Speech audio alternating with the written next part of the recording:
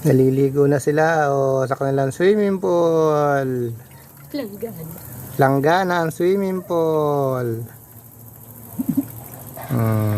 Ay yung mami nila. Ba't kaya dilaw? Puti kaya yun? Oo.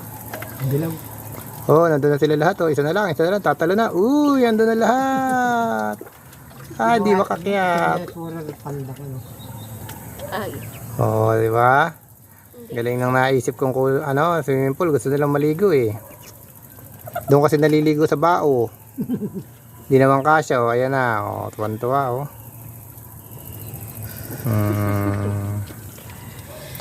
Ikaw, kakain ka? Pagkagaling sa tubig, kakain.